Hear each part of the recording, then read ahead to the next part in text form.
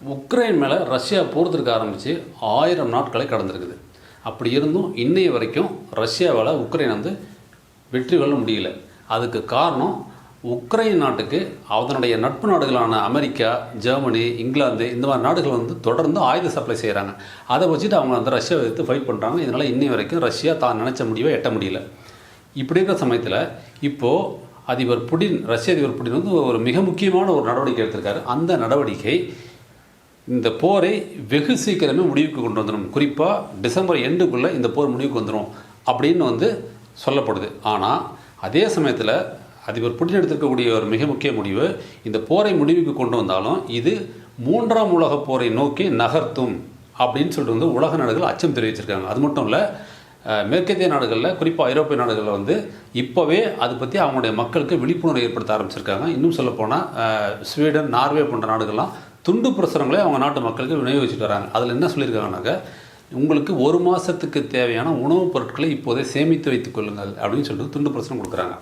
இதுக்கு முன்னாடி நடந்த உலகப்போருக்கு அப்புறம் இந்த 3ஆம் உலகப்போர் வந்துடும்ன்ற அச்சத்தில் வந்து இந்த மாதிரி துண்டு பிரசுரம் வந்து 5 முறை ஏற்கனவே விநியோகிச்சிருக்காங்க. அப்படியான ஒரு நடவடிக்கை தான் இப்பயும் சில நாடுகள் வந்து அவங்க மக்களுக்கு வந்து கொடுத்து அவங்க மக்கள்கிட்ட வந்து ஒரு விழிப்புணர்வை ஏற்படுத்தும் நடவடிக்கையில் இறங்கிக்கிறாங்க.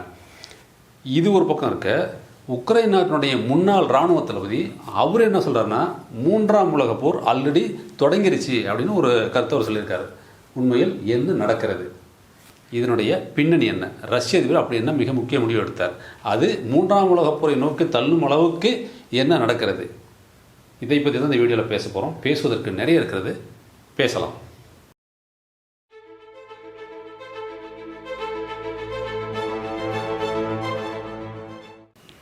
வணக்கம் நண்பர்களே, நான் பாபு சீனிவாசன், ஜேர்னலிஸ்ட்.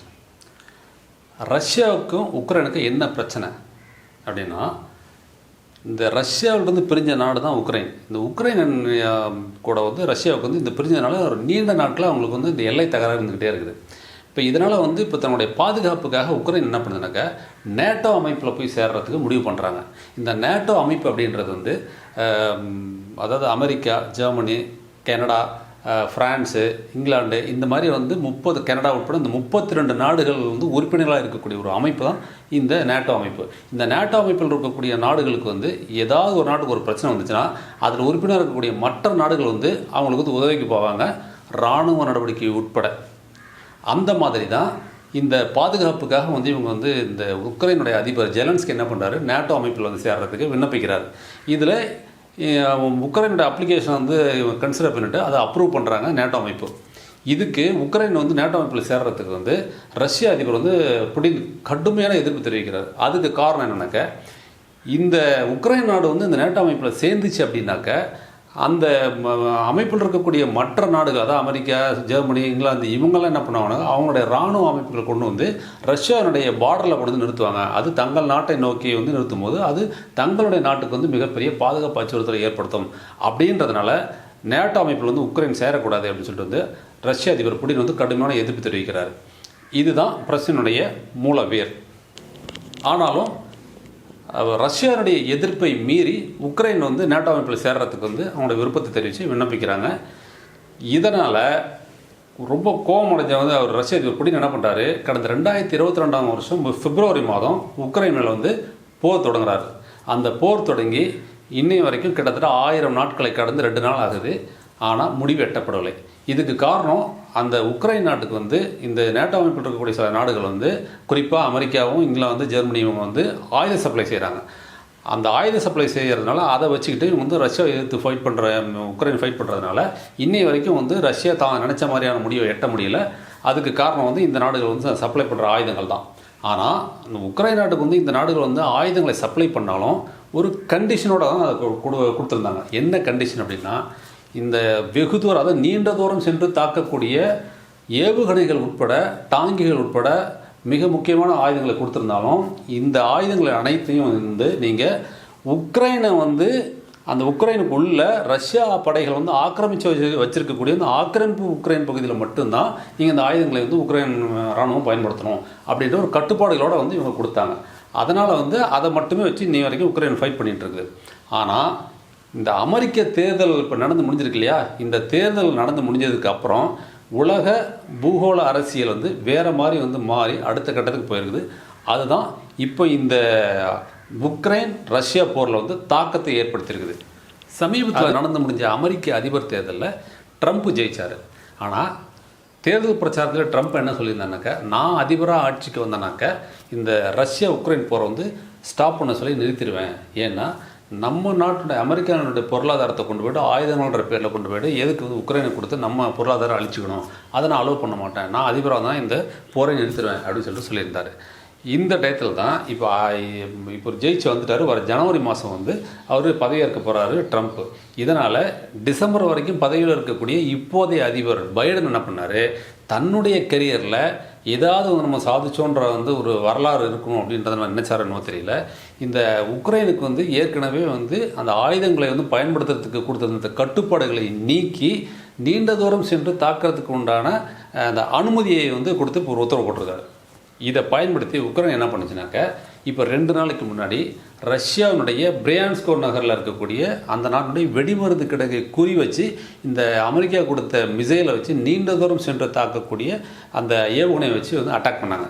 இந்த அட்டாக்கை வந்து ரஷ்ய இராணுவமும் உறுதிப்படுத்திருக்குது. அதாவது அமெரிக்கா கொடுத்த அந்த ஏவுகணையை வைத்து உக்ரைன் தாக்குதல் நடத்தினால 6 மிசைலை பயன்படுத்தினாங்க. அதில் நாங்கள் வந்து 5 வந்து வானத்திலேருந்து தடுத்து நிறுத்தி அதை அழிச்சிட்டோம். ஒரே ஒரு மிசைல் மட்டும் வந்து எங்களுடைய வெடிமருந்து கிடங்கு பக்கத்தில் விழுந்து வெடித்து செதறிடுச்சு. இதனால் எங்களுக்கு உயிர் சேதமோ இல்லை பொருள் சேதமோ வேறு எதுவும் நடக்கலை அப்படின்னு சொல்லிட்டு வந்து ரஷ்ய இராணுவம் உறுதிப்படுத்திருந்துச்சு. ஆனால் இப்படி ஒரு தாக்குதல், அதுவும் ரஷ்யாவுக்கு உள்ளேயே புகுந்து இப்படி ஒரு தாக்குதலை வந்து உக்ரைன் நடத்துறதுனால உக்ரைனுக்கு வந்து ரஷ்யா பதிலடி கொடுக்கும் அப்படின்னு சொல்லிட்டு உலக நாடுகள் எதிர்பார்த்தாங்க.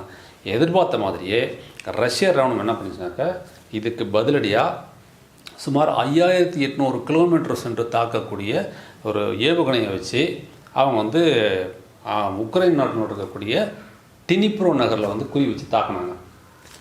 இதை மிக முக்கியமாக கவனிக்க வேண்டிய விஷயம் என்னன்னாக்கா, அவங்க ரஷ்யா பயன்படுத்தின இந்த ஏவுகணை வந்து இந்த 5800 கிலோமீட்டர் வந்து சென்று தாக்கக்கூடிய இந்த ஆயுதம், இந்த ஏவுகணை அப்படின்றது வந்து கண்டம் விட்டு கண்டம் தாவும் ஏவுகணை தான் அது.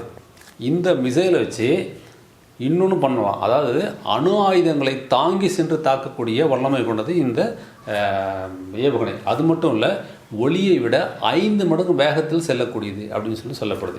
இப்படி ஒரு ஆயுதத்தை வந்து பயன்படுத்தி தான் வந்து அவங்க வந்து இந்த டினிப்ரோ நகரை வந்து தாக்குனாங்க. இது மட்டும் இல்லை, இந்த உக்ரைன் வந்து ரஷ்யானுடைய நாட்டினுடைய உள்ளே வந்து இவ்வளோ தூரம் சென்று தாக்கக்கூடிய ஒரு ஆயுதத்தை இந்த ஏவுகணை பயன்படுத்துறதுனால கடுப்பான தலைவன் இவர் நம்ம புடின் என்ன பண்ணார், அவர் மிக முக்கியமான ஒரு நடவடிக்கை எடுத்திருக்காரு. அந்த நடவடிக்கை தான் இப்போ உலக நாடுகளை அச்சத்தில் ஆழ்த்தியுள்ளது. உலக நாடுகளை அச்சமூட்டும் வகையில் அதிபர் புடின் எடுத்துக்கக்கூடிய மிக முக்கியமான அந்த நடவடிக்கை என்னென்னா, இந்த ரஷ்ய நாட்டினுடைய அணு ஆயுத கொள்கையில் ஒரு மிகப்பெரிய திருத்தத்தை செஞ்சு வெளியிட்டு ஒப்புதல் அளிச்சிருக்காரு. அதாவது இதுவரைக்கும் இருக்கக்கூடிய சர்வதேச சட்ட விதிகள் என்ன சொல்லுதுனாக்க, அதாவது அணு ஆயுதம் இல்லாத ஒரு நாட்டின் மீது போர் தொடங்கும் போது அணு ஆயுதம் உள்ள ஒரு நாடு அந்த அணு ஆயுதம் இல்லாத நாட்டின் மீது அணு ஆயுதத்தை பயன்படுத்தக்கூடாது. இது சர்வதேச சட்ட விதி. இது இன்னி வரைக்கும் சொல்லக்கூடியது. இதை மீறி தன்னுடைய நாட்டினுடைய கொள்கையில் வந்து அணு ஆயுத கொள்கையில் வந்து ஒரு திருத்தத்தை செஞ்சுருக்காரு புடின். என்ன சொல்லியிருக்காருன்னா, அதாவது அணு ஆயுத வசதி இல்லாத ஒரு நாடே இருந்தாலும் அந்த நாட்டை அணு ஆயுதம் உள்ள ஒரு நாடு பேக்கப் பண்ணுறாங்க, சப்போர்ட் பண்ணுறாங்க, அந்த சப்போர்ட் மூலிமா ரஷ்யா மேலே தாக்குதல் நடத்துகிறாங்க அப்படின்னாக்க அணு ஆயுதம் இல்லாத அந்த நாட்டின் மீது ரஷ்யா வந்து அணு ஆயுதத்தை பயன்படுத்தும் அப்படின்ற ஒரு திருத்தத்தை கொண்டு வந்திருக்காரு. இதன் மூலிமா ரஷ்யா வந்து அணு ஆயுதத்தை வந்து பயன்படுத்தி உக்ரைனை தாக்கிறதுக்கு உண்டான எல்லா முஸ்தீபுகளையும் வந்து இப்போ செஞ்சுருக்குது அப்படின்றது இதன் மூலிமா வெளிப்படையாக தெரியுது. இந்த செயல் புடினுடைய இந்த நடவடிக்கை ஒர்க் அவுட் ஆச்சுன்னா அவர் வந்து அணு ஆயுதத்தை பயன்படுத்தினார்னா உக்ரைனே காலி பண்ணிவிடுவார். ஆனால் அதனுடைய எதிரொலி, அதனுடைய தாக்கம் என்னவாக இருக்குனாக்க 3ஆம் உலகப் போர் வந்து தொடங்குறதை யாராலும் தடுக்க முடியாது. ஆனால் உக்ரைனுடைய முன்னாள் இராணுவ தளபதி அவர் என்ன சொல்லியிருக்காருன்னா, ஏங்க ஏற்கனவே 3ஆம் உலகப் போர் தொடங்கிடுச்சிங்க அப்படின்னு சொல்கிறாரு. அவர் எந்த அடிப்படை சொல்கிறாருன்னா, இப்போ ஏற்கனவே இந்த ரஷ்யா உக்ரைன் இந்த போரில் உலக நாடுகளும் 2ஆக ஏற்கனவே பிரிஞ்சிருக்குது.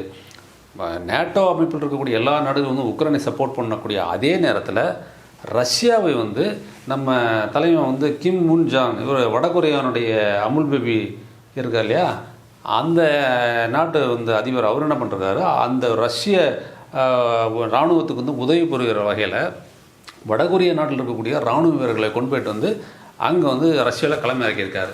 இது மட்டும் இல்லை, ரஷ்யாவை வந்து சீனாவும் ஆதரிக்குது. அப்போ ஏற்கனவே இந்த உலக நாடுகள் வந்து பிரியக்கூடிய ஒரு சூழல் இப்போ உருவாகிட்டு இருக்குது. இதில் இந்தியாவுடைய நிலைமை தான் இப்போ தர்ம சங்கடமாக இருக்குது. இந்த போரை, ரஷ்யா உக்ரைன் போரை நிறுத்துவதற்கு இந்தியாவால் தான் முடியும் அப்படின்னு சொல்லிட்டு வந்து உக்ரைன் அதிபர் ஜெலன்ஸ்கி ஏற்கனவே தெரிவிச்சிருந்தார்.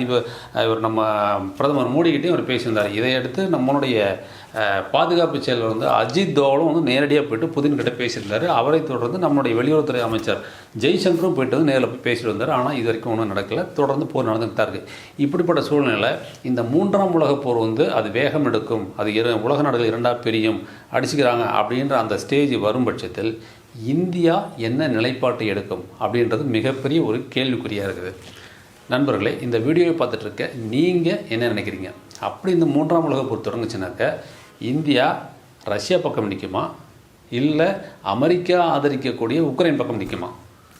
ஏன்னா இதில் இந்தியாவை பொறுத்த வரைக்கும் இப்போது அமெரிக்கா வந்து ரஷ்யாவோட மிகவும் க்ளோஸாக இருக்குது. அட் த சேம் டைம் பிரதமர் மோடியை வந்து புடின் வந்து ரொம்பவே வந்து பாராட்டி தள்ளுறாரு. அந்தளவுக்கு ரஷ்யாவும் நம்மக்கிட்ட க்ளோஸாகவே இருக்குது.